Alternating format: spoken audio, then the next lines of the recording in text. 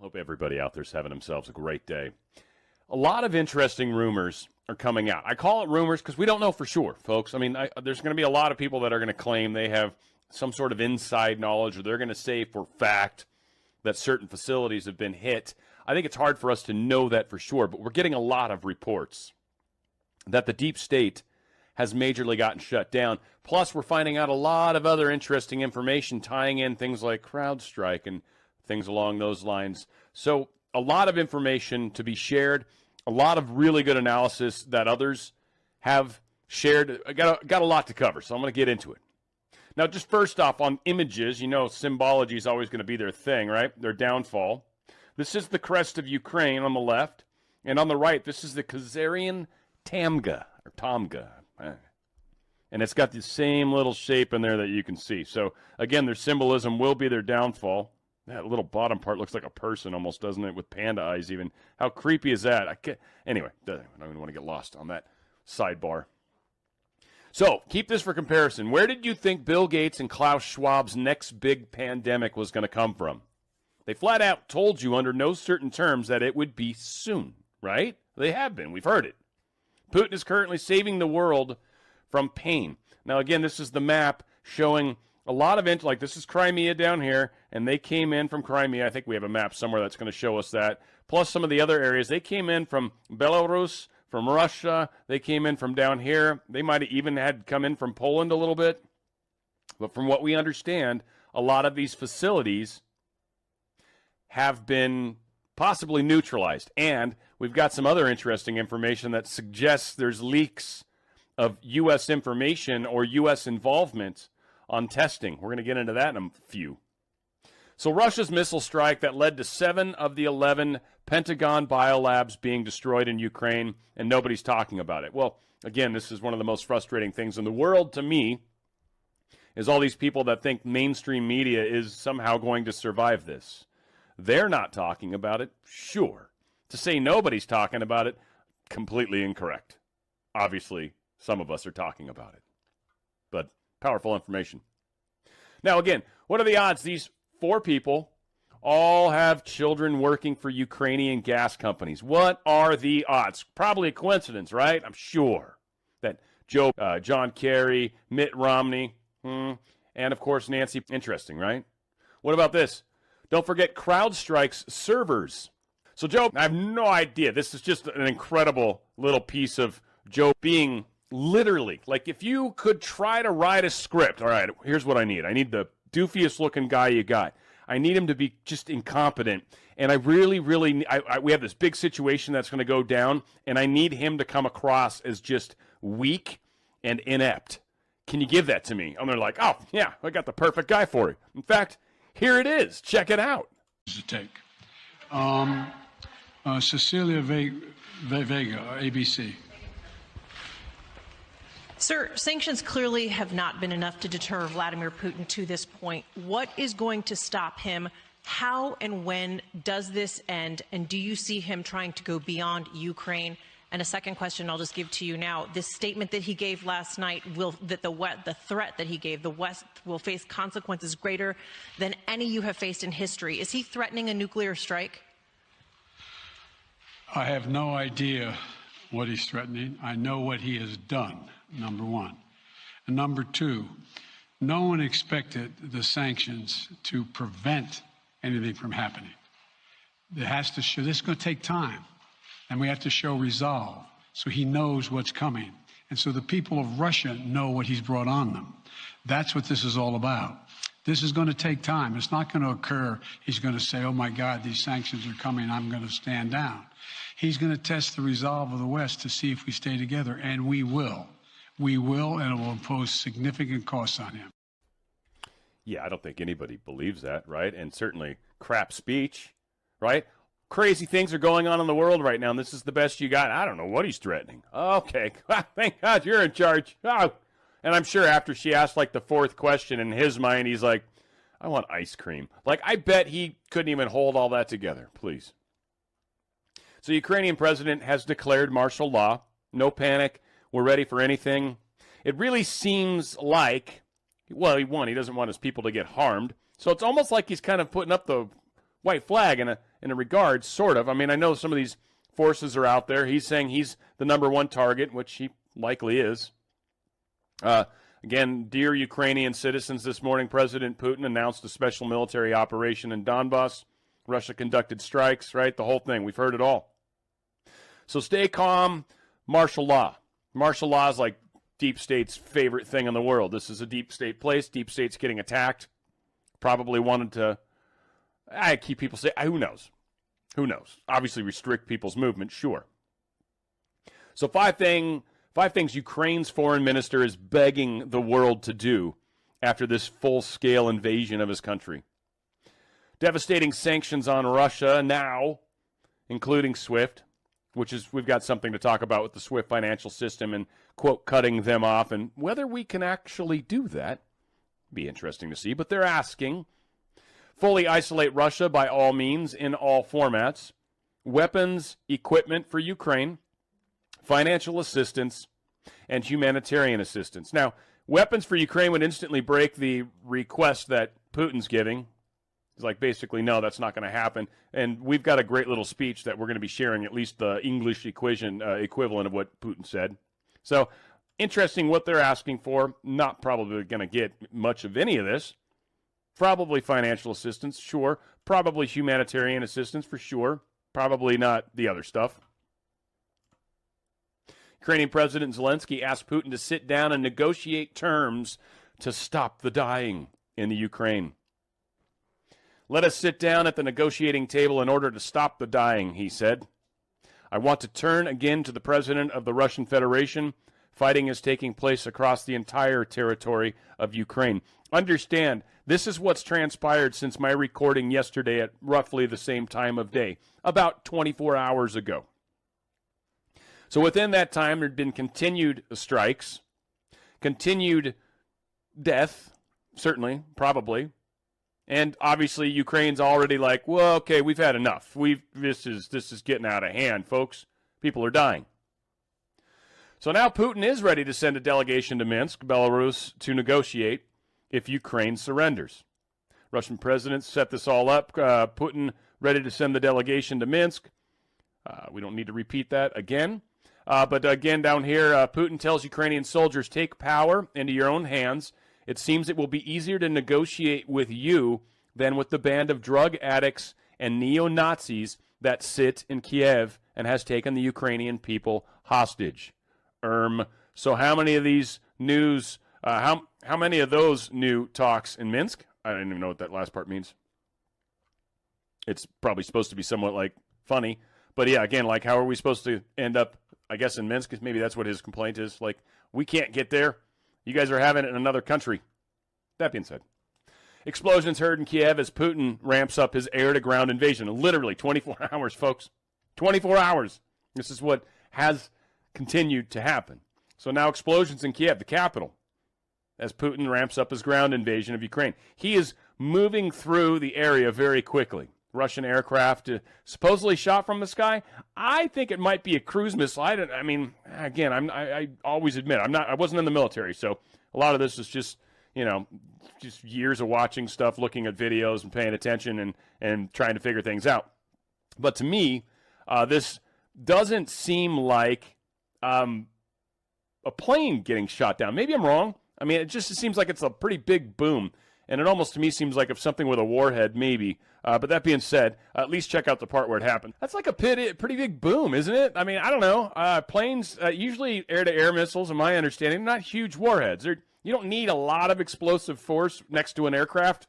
They pretty much go down easy if you breathe on them too hard, especially American ones. Now, Russian ones, yeah, you can sneeze on them a couple times, and then they'll crash. But so again, maybe I'm wrong. Could be a cruise missile. I think that kind of makes sense. But certainly something big happened, and you even get the shockwave from a moment later. So, yeah, concerns. Can't really, some fire. It looks like it's on the building right by, though, so it seems like the damage is significantly closer than it should be. Anyway, this is what we're seeing, what we're hearing. And then this is where Zelensky's like, I am Russian #1 target. My family is #2, or something equivalent to that. So, again, things are heating up. Now, something that's very interesting, someone that spoke up who's got, well, opinions that seem to matter. Russian politician and director of the space program calls the latest sanctions by Joe the sanctions of Alzheimer's, which, of course, at first you're like, ha, ha, that's very funny, Dmitry Rogozin. Well, it gets better, actually. Now, he says a bunch of crap here in Russian. Yeah, I think this is October, but I can't tell. Okay, I got that much. Dmitry says Russia continues to make its own spacecraft despite previous sanctions. Dmitry says Russia is ready to act and threatens Russian cooperation on the International Space Station. You see, Russia is one of the primary people that are able to get astronauts to and from the International Space Station. And they're basically like, yeah, you guys want to get mad at us? Okay. Good luck getting those dudes down from the space station. Because in all honesty, I think there's an emergency Soyuz attached to it. So in case they have to evacuate, they have a Soyuz craft they can hop into. I think they might be able to remotely move that if they wanted. Right? Like, how scary would that be if you're on the ISS and because of something that Joe, all of a sudden you're like, hey, isn't that our escape pod that's floating out there? You're like, oh, no. Right? That would be a little scary. So we're making threats, but at the same time, no one else really has the options to get us up to the space station. Huh. I mean, just saying. And the Alzheimer's, that's pretty funny. Let's just be honest. So Russian military is taking control over the Chernobyl nuclear power plant in northern Ukraine.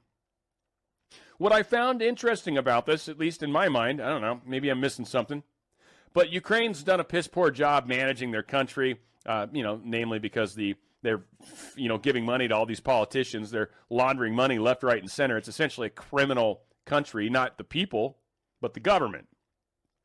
So they probably weren't really properly handling the Chernobyl situation, which, happened to be on their land, unfortunate as it may be.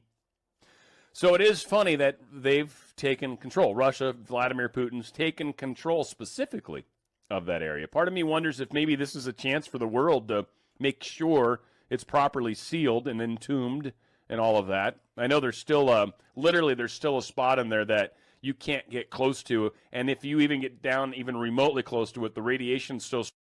Humans are only allowed to go down there for like really short periods of time, like not even an hour, and then they've got to leave and they can't do it again. It's too much radiation. And if you stay much longer, you can actually get sick from it. So they'll send robots, but it's still hot as hell. Still hot enough to melt steel. The reactor core of this nuclear power plant that caught fire how long ago? Seriously? I know. Its core is still molten. This stuff doesn't go away forever, and it just continues to make hot messes forever. So it's kind of cool that we got control of that. But that being said, it's also a significant movement. So the U.S. expects Kiev to fall in 96 hours by the weekend after Russian forces seized Chernobyl. Chernobyl was kind of a big moment. I don't know if they show it on the map here. That would be kind of groovy if they did. I don't see it in particular. Well, I don't know in particular where your Russian locations are. Yeah, the new Iron Curtain down in Europe. Did they give us any indication? Doesn't matter. So they're expecting 96 hours. 96 hours for Ukraine to completely fall. 96 hours for Ukraine to completely fall. So what do you think's happening? Well, certainly Ukrainian security forces, the Ukrainian government, is trying to burn documents because they know this stuff is about to be exposed. Maybe this is, quote, Clinton people trying to hide their, who knows? Who knows? And who knows what they're actually destroying versus what they didn't? Who knows what we were able to take over before they were able to do anything nefarious? Because we're getting some leaks and some information seems to be coming out. But this is certainly happening. Not a surprise. They know that their days are down to 96 hours, right? They got 96 hours, and they're going to be SOL, as they would say. Did I pull the second one on this? I did. Cool. So there's this article that was released in Dilyana. Of course, you guys probably read that daily, just like me. In fact, I get a rolled-up version of it chucked at my garage every morning. No, I don't. Just kidding.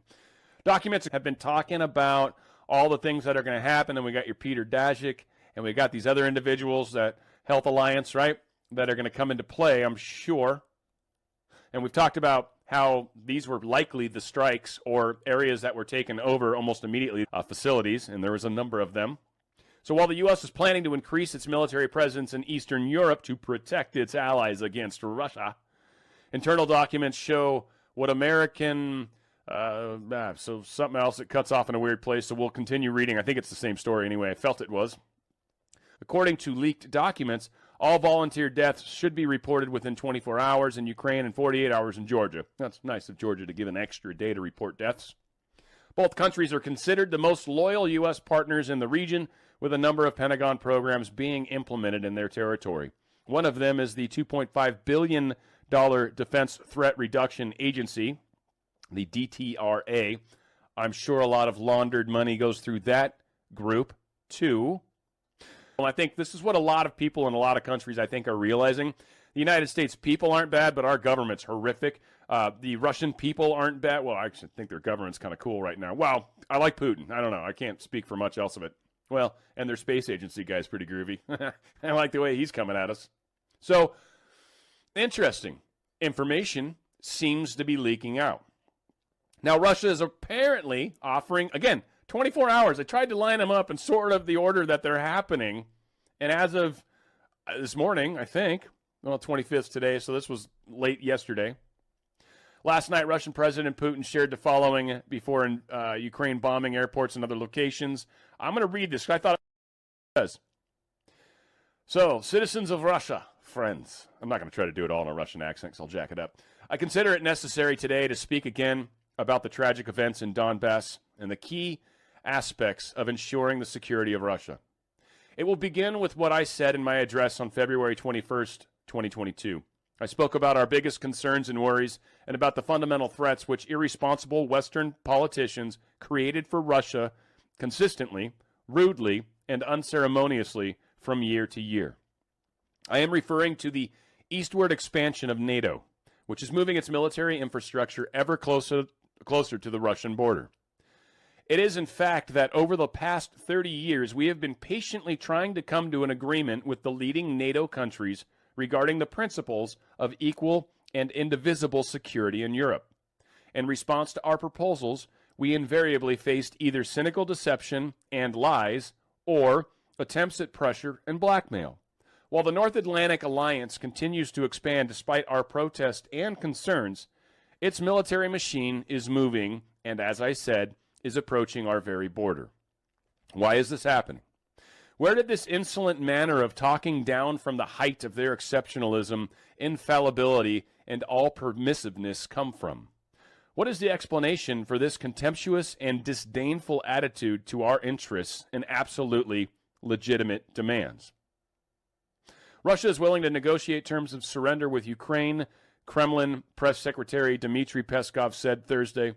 Russian President Vladimir Putin seeking guarantees from Ukraine of a neutral status and no weapons on its territory, has expressed readiness to engage in surrender discussions with Ukraine President Vladimir Zelensky, Peskov said, state-owned RT reported. Peskov said the state guarantees would achieve the demilitarization of Ukraine and eliminate what Russia currently views as a threat to the security of its state and people. Peskov said Russia would engage in discussion only if the leadership of Ukraine is ready to talk about it, meaning you're either going to do what we say or we'll be knocking on your door soon enough. Now, some interesting things to keep in mind. The reason the company suddenly had to drum up a war in Ukraine is because Zelensky, working behind the scenes with Putin, is setting up a vast sea change in Ukraine. He needed outside help to pull it off. Remember, Zelensky was the one that was in. Zelensky's, we're thinking, a good guy. But he's got so much corruption, so much of this Nazism, so much of this deep state is infiltrated into his own government, much like what Trump was dealing with. Well, he needed help. And Putin, being in the area and definitely hating the deep state with every friggin' ounce of his being, said, I will do this. So he needed outside help. This is what Trump was setting up before he left. And of course, and the World Economic Forum globalists are freaking out over not only losing their money laundering cash cow, but also being exposed for all the hundreds of billions of dollars they've stolen from their own countries and funneled through the Ukrainian banks. Uh-oh. Does it sound like maybe some truth is coming out? Now, just a good little flashback for you guys. You guys remember when Joe gave Putin, China, and everyone else a great list of all the entities that you shouldn't attack? God forbid you attack these entities because, one, we'll be really mad, but two, it'll cripple us. Don't ever attack these 16 things. I gave Putin a list of 16 specific entities, 16 defined as critical infrastructure under U.S. policy from the energy sector to our water systems. Thanks for thinking ahead for our enemy. Appreciate that. And then telling them, hey, like I played that airplane scene, right? Like, hey, we're going to be bombing them from the north. We'll be coming in at 0600 hours, flying in under the radar. And the girl goes, well, when will you be back? And he goes, I can't tell you. It's classified. Right? Like, he just exposed everything. Right? And then they're going to be like, so, what are you having for dinner today? It's like, I can't tell you that. That's presidential executive procedure, P thingy, something. I don't know. Just making all sorts of crap up. So Joe now lecturing U.S. oil companies after Russia invades Ukraine and then immediately begs foreign countries to release more oil from their reserves because these gas prices are kind of politically hurting me. I mean, I'm blaming you for it. Don't worry. But can you guys, help out a brother? Help a brother out? Yo? Something to that effect? Maybe not with the We might have a snap in there, though, I think. I wouldn't surprise me. So we're going to divert agents now from the U.S. southern border and send them to assist with the Russian-Ukraine conflict.